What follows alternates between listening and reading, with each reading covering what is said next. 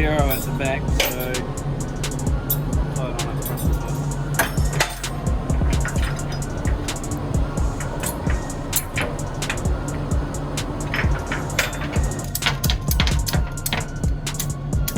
Yeah, it's Christmas time, and every once in a while you get something a little bit different, a little bit special. We've had a massive range of cars on this dyno. If I look back, we've had probably the two that probably stand out so far will probably be a Bugatti Type 13 Zebra Skier, which is well over $1 million. We've had a Lexus LFA, and today we're doing the new Porsche GT4 RS, which is, as far as I know, there may be more than one in the country now, but this was the first one. So this is actually owned by the president of the Porsche Owners Club. We've tuned quite a few cars for him, and today we're not tuning this, we're just doing a power run on it.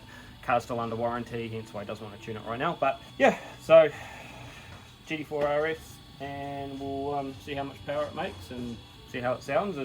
But Pierce has just asked me what I was doing with these big bouncy castle fans. Well, Porsches, as you know, the engine's in the back, so all the cooling inlets are actually all on the side of the car. So having your big dyno fan at the front doesn't really help with any of the intercooler cooling or the air intake coolings on some of these cars. This one's obviously, as far as I know, naturally aspirated. So we will just put these to the side of the car in a minute and just blast some cold air into those vents so that we've got a nice try and replicate as close to being on the road as possible. So yeah, let's get into it.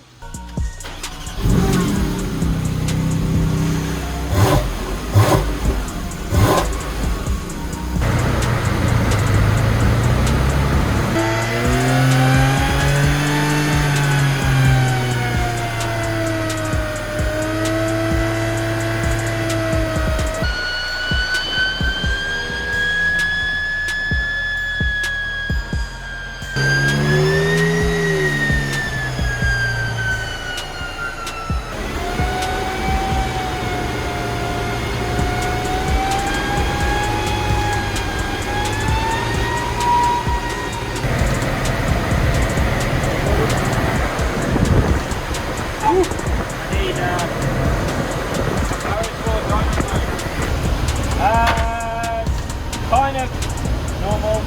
The problem is that this car on the dyno needs to kind of be put into a dyno mode. Some cars, they have a mode that you can put them into, otherwise they don't like to operate. For example, this thing won't go into manual with PDK transmission, so it's stuck in automatic and I can't get it to hold fifth gear, which seems to be our one-to-one. So what I'm doing, I'm just googling and seeing how other people have got these cars in the dyno mode.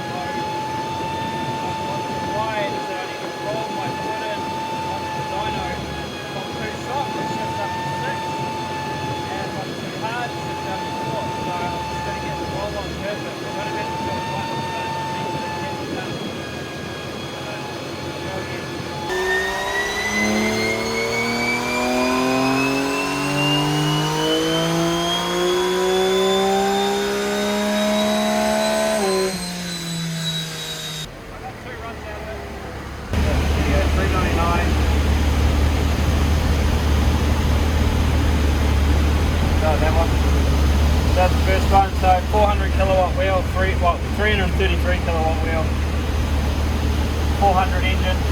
I don't know what they claim, but that's as good as I could get it doing a run by just using my foot.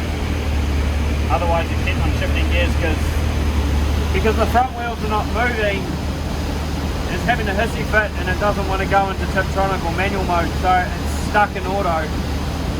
So it's either shifting gear if I'm going, as I was mentioning before, if I'm too soft on the throttle it shifts up to 6, if I'm too hard on the throttle it shifts down to 4th, so trying to find that sweet spot to hold it in 5th, which is 1 to 1.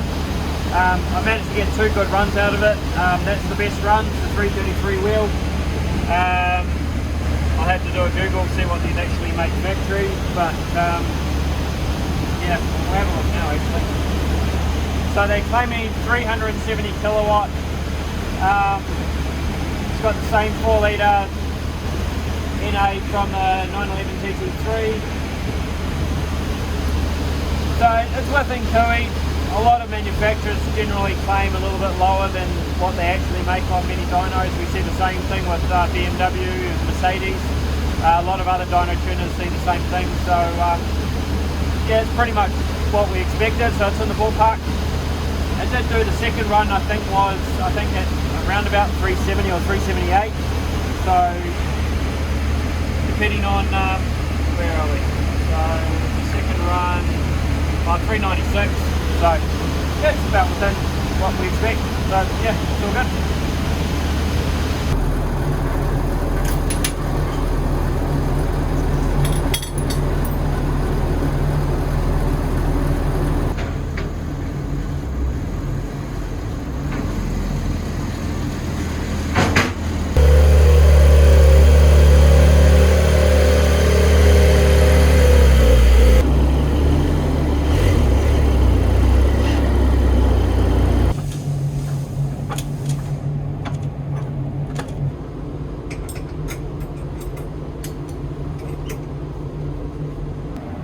Porsche number 2, this time 911 4S, so it's a 992.5 facelift. Yeah, just standard tune on the dyno, so we'll get a base run on it. I'll read the file out of the ECU, take it upstairs, open it up, go through, start making changes, get a base file, put on the starting file, do a bit of data logs, and then a couple of runs and make some tweaks from there and see what we can get out of it. Customers specifically asked he wants to bring the torque in as early as possible. He's not looking for peak power at the top end, so it's all about just getting that maximum torque. Basically because it's a road car. So yeah, it's all strapped on, ready to go, so let's get into it.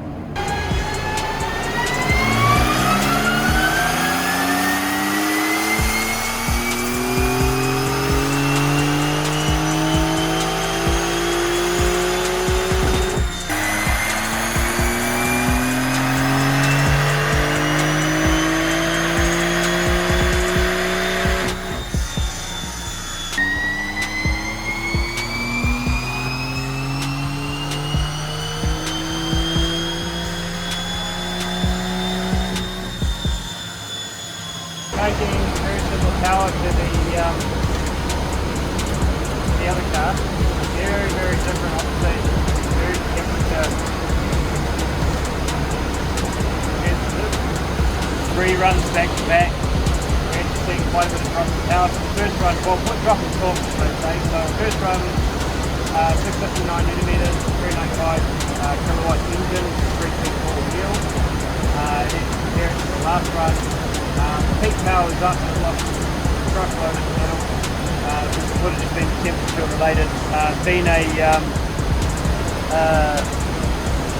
turbo vehicle, and obviously doesn't get not a lot of cooling in the dyno room. This actually takes a lot of air from under the car. I might actually pop a couple of the fans up just to the front. I've got a couple of extra in the front here, so it might help with the cooling when I'm starting the journey. But I got a decent first run out of it, so that's good. So I'll use that as a base run to begin with. Base run, so yeah,